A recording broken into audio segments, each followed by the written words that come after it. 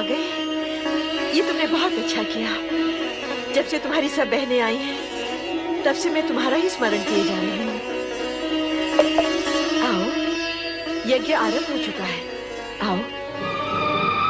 मैं यज्ञ में सम्मिलित होने नहीं, ये पूछने आई हूँ कि मेरे स्वामी शिव शंकर को इस आयोजन के निमित्त आमंत्रित क्यों नहीं किया गया। पुत्री,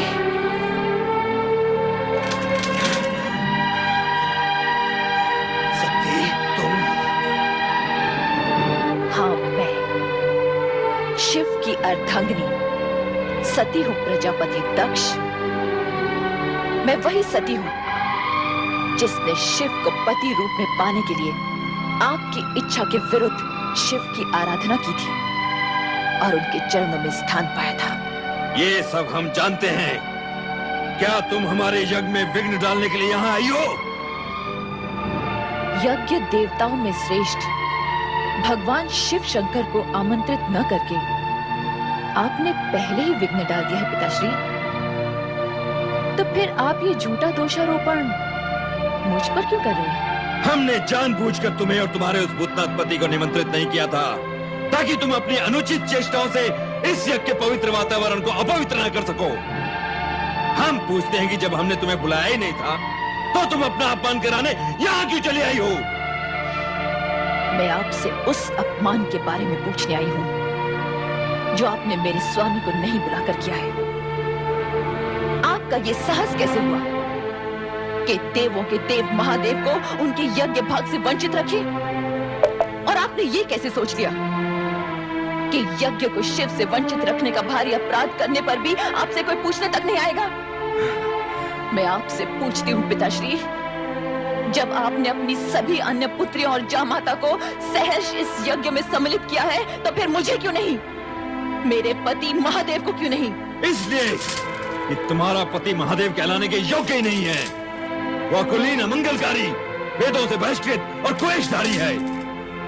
भूत पिशाचों के स्वामी उस भूतनाथ के साथ हमने तुम्हारा विवाह अपने पिता ब्रह्मा के दबाव में आकर किया था और उसके लिए हम आज तक पछता रहे हैं सती, आज तक पछता रहे हैं। हाँ, जब तुम बिना बुलाए यहाँ चली आई हो तो इस यज्ञ में भाग लेकर अपने पति का यज्ञ भाग भी प्राप्त करो। बैठो सती। पिताश्री, अब भी कुछ नहीं बिगड़ा है। आप कैलाश जाकर मेरे स्वामी को आदर पूर्वक यहाँ ले आइए और इस यज्ञ को विधि पूर्वक संपन्न कीजिए। एक पुत्री होने के नाते मैं आपसे विनती करती हूँ। नहीं, नहीं, कदापि नहीं। हम उस ढोंगी पाखंडी भवोद्धारी को इस यज्ञ में कदापि आमंत्रित नहीं करेंगे। हम नहीं चाहते कि उसके अपावन नाम की छाया भी इस पावन यज्ञ पर पड़ने पाए। पिताश्री, परम पावन शिव को अपावन कहकर अपने आप का पावन ना कीजिए। आप जैसे शिव द्वेषी को शिव निंदा करते हुए देखकर मुझे आपकी पुत्री होने पर लज्जा होने लगी है। हे विधाता, आपने मुझे ऐसे पिता की पुत्री क्यों बनाया जो सर्वोत्कृष्ट परमात्मा शिव की स्तुति करने के बदले उनकी निंदा कर रहा हो? सती, बंद करो ये नाटक। अभी तुमने अपने पति के दोषों का बखान सुना ही कहाँ है? यदि मैं तुम्हारे उस कर्महीन पति के दोषों को गिनाने लगूंगा तो समस्त ब्रह्मांड की गिनती भी कम पड़ जाएगी।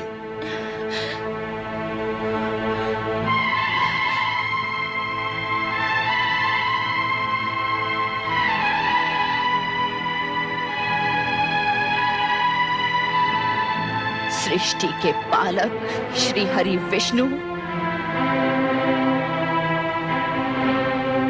सृष्टि के रचनाकार परम पिता ब्रह्मा, क्या आप शिव निंदा सुनने के लिए इस यज्ञ में सम्मिलित हुए? जिन सदा शिव की कृपा दृष्टि पाने के लिए आप उनकी स्तुति करते करते नहीं थकते, उन्हीं शिव की निंदा सुनते हुए आप मूर्ति के सम्मान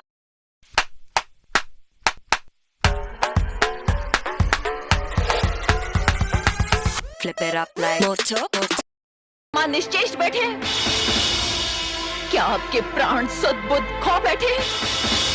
क्या आपकी अंतरात्मा मर चुकी है? महाराज दक्ष, शिव पत्नी सती इस यज्ञ के वातावरण को दूषित कर रही है। इसे रोकिए और यज्ञ से बहिष्कृत कीजिए। जो व्यक्ति स्वयं यजमान दक्ष प्रजापति का सरासर अपमान कर रहा हो, वो यज्ञ में रहने के योग्य नहीं है, भले ही वो आपकी पुत्री ही क्यों न हो। सती, इसी समय चली जाओ यहाँ से। मैं इस यज्ञ से तब तक नहीं जाऊंगी जब तक आप और इस यज्ञ में सम्मिलित होने वाले सभी लोग शिव की अवज्ञा के प्रति खेद व्यक्त नहीं करते।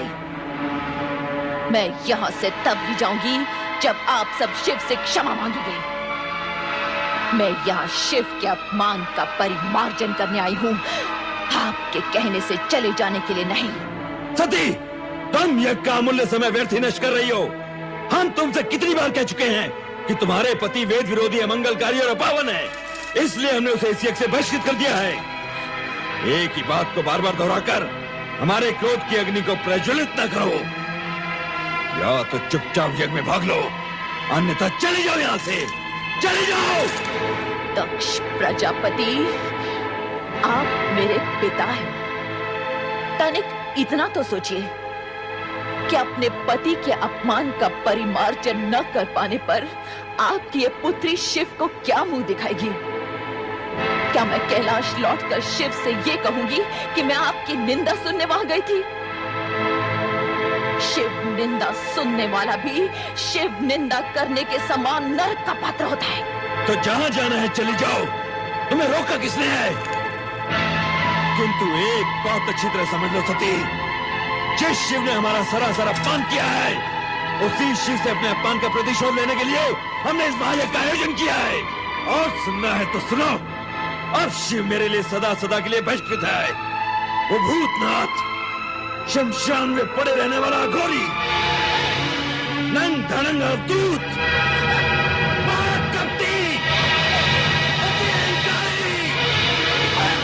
दक्ष प्रजापति, बस कीजिए। मैं पति निंदा नहीं सुन सकती, नहीं सुन सकती। मैं पति निंदा नहीं सुन सकती, मैं पति निंदा नहीं सुन सकती, नहीं सुन सकती, नहीं सुन सकती।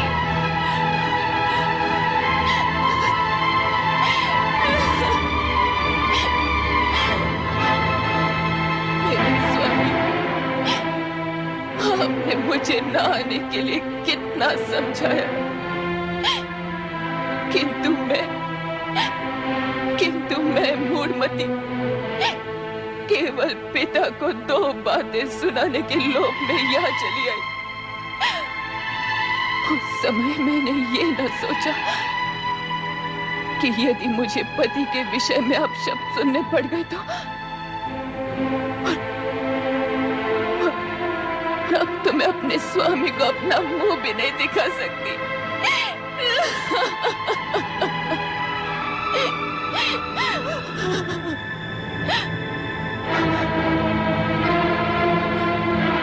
जिस स्थान पर मुझे अपने पति की इतनी निंदा सुननी पड़ी, वहीं के वहीं मैं अपने इस देह का त्याग कर दूंगी।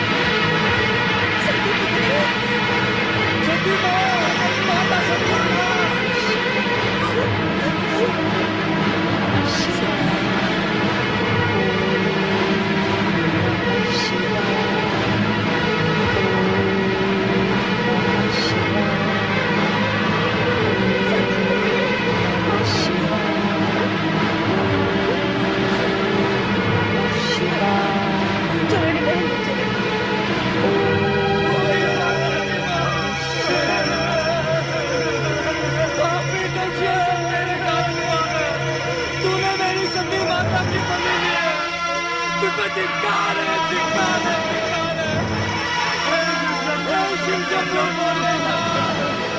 चलो चले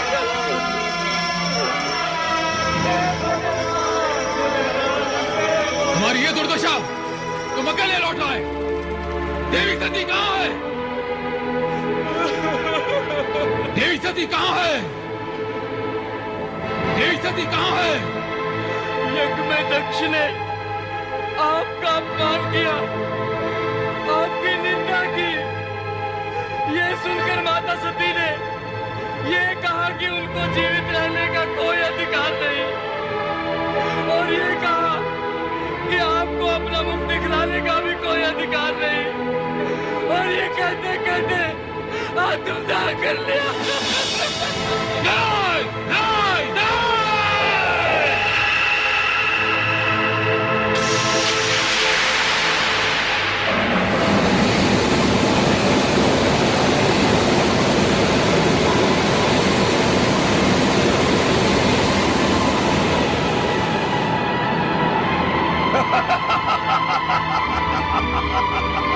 जय महारुद्र, मेरे लिए क्या आज्ञा है प्रभु?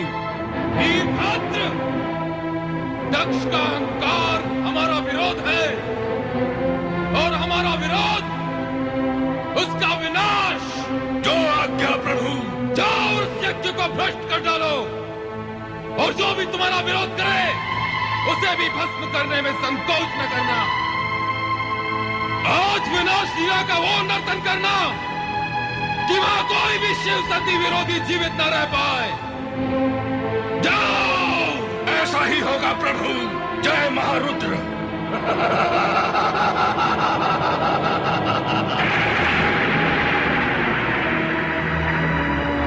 हे दुराचारी दक्ष, तेरे इस यज्ञ का विनाश हो जाएगा। तुझ पर दुर्भाग्य और विपत्तियों का आक्रमण होगा, और उससे तेरी रक्षा करने का किसी ने प्रयत्न भी किया तो उसका अंत निश्चित है। कुछ ही समय में यहाँ विनाश का तांडव होने वाला है। विनाश का तांडव होने वाला है। विनाश का तांडव होने वाला है।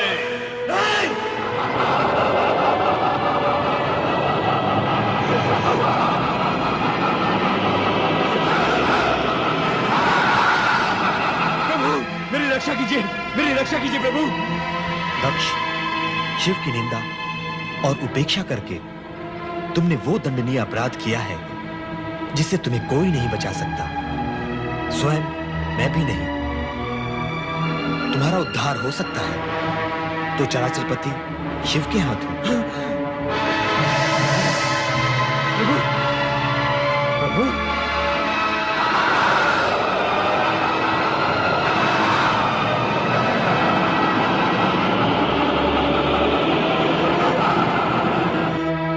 प्रभु, अब इस संकट से आप मुझे उबारिए।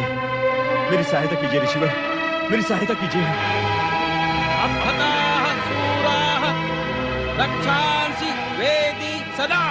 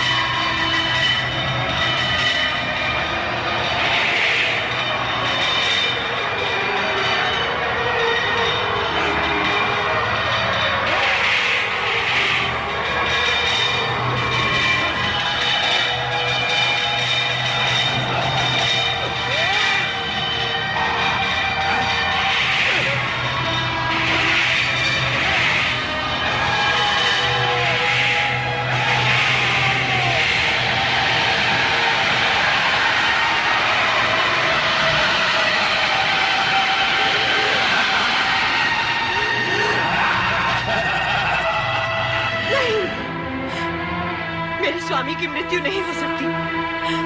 वे परम पिता ब्रह्मा के पुत्र हैं। उनकी मृत्यु नहीं हो सकती। उनकी मृत्यु असंभव है। तुम्हारा कथन मिथ्या है, मिथ्या। नहीं महारानी, ये सत्य है। प्रजापति महाराज दक्ष अब इस संसार में नहीं रहे। क्या मेरे स्वामी इस संसार में नहीं रहे? मेरा सुहाग मिट गया है। यदि मेरा सुहाग मिट गया है तो मैं जीवित रहकर क्या करूंगी? मैं अपने प्राण त्याग दूंगी। मैं अपने प्राण त्याग दूंगी। नहीं माते, नहीं, धैर्य रखिए माते। इतना दुखी मत होइए माते। नहीं, मेरे स्वामी के बिना मेरा जीवन व्यर्थ है। मेरा जीवन व्यर्थ है। मैं जीना नहीं चाहती। मैं जीना नहीं चाहती। मैं नहीं रहना चाहती। शांत हो जाइए माते, शांत हो जाइए। दक्ष प्रजापति जीवित हैं। क्या? मस्तक विहीन होने के उपरांत भी उनका शरीर निस्तेज नहीं हुआ है। शिव इतने कठोर नहीं माते कि किसी के प्राण हर ले। उन्होंने तो पिताश्री को केवल उनकी करनी का दंड दिया है। अब आप ये शोक त्याग दीजिए और शिव जी से प्रार्थना कीजिए कि वो शीघ्र से शीघ्र पिताश्री को पुनर्जीवित कर दें। मैं शिव से प्रार्थना करूं अपने पति को जीवन दान देने के लिए? मैं तो, क्या वो मेरी प्रार्थना सुनेंगे? हाँ माते, शिव शंकर दयालु हैं। वे अपने भक्तों की प्रार्थना अवश्य सुनेंगे। शिव ने ही तो हमारे पति को मृत्यु के मुख से बचाया था। क्या आपको ज्ञात नहीं माते? तुम्हारे पति चंद्रदेव तो शिव के भूषण हैं, शिव के परम प्रिय हैं। इसीलिए शिव ने उन्हें जीवन दान दिया। परंतु मेरे पति तो शिव के द्रोही थे। मेरे पति के समान शत्रुता तो संसार के किसी प्राणी ने शिव के साथ न की होगी।